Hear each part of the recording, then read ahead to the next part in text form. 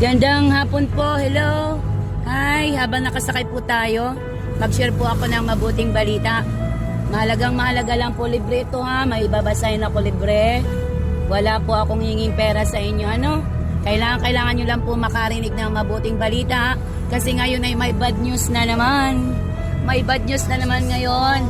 At kung kayo nanonood ng anong pinapanood nyo ngayon? Balita! Anong po ngayon ang trending?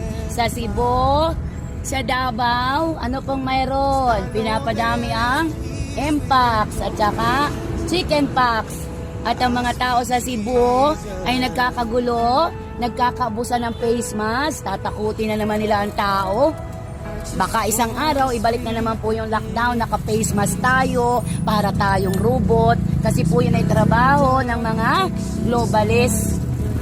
Yung mga kampon po ni Satanas, ang plano po nila, ang tao ay takutin.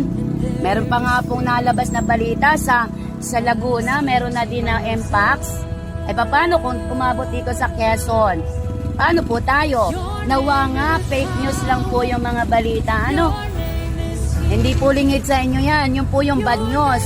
Kaya po naman, pinabahagi na ko kayo ng good news.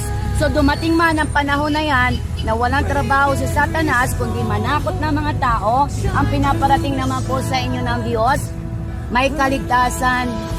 Mahal na mahal po kayo ng Diyos at ayaw ng Panginoon na ang mga tao mapahamak. Kaya po binabahagi na namin kayo ng mabuting balita. At ang mabuting balita ay patungkol kanino? Lakasan ko po kay Jesus Christ. Kilala niyo po ba si Jesus? Salamat po sa nakakakilala kay Jesus. Si Jesus Christ po, yung tagapagligtas ng kaluluwa. Kaya po kahit dumating yung mga takutan na naman na yan, ang mga Mpox na yan, na ang mga tao ay tuturukan na naman ng bakuna hanggang sa mamatay, nawa po kayo magising na tayong mga tao sa katotohanan na dapat pala una sa lahat, manampalataya tayo sa Panginoong Jesus kasi si Jesus Christ yung nagbigay ng buhay at hininga sa atin. Kasi ang trabaho ni Satanas po talaga mamamatay tao. Takutin, wasakin ang bawat isa. Pero ang pangako ng Diyos, ikaw at ako ay bigyan niya ng buhay, pag-asa, kapayapaan, pag-ibig, kaligtasan. Yung po ang mabuting balita na kailangan ng tao ngayon.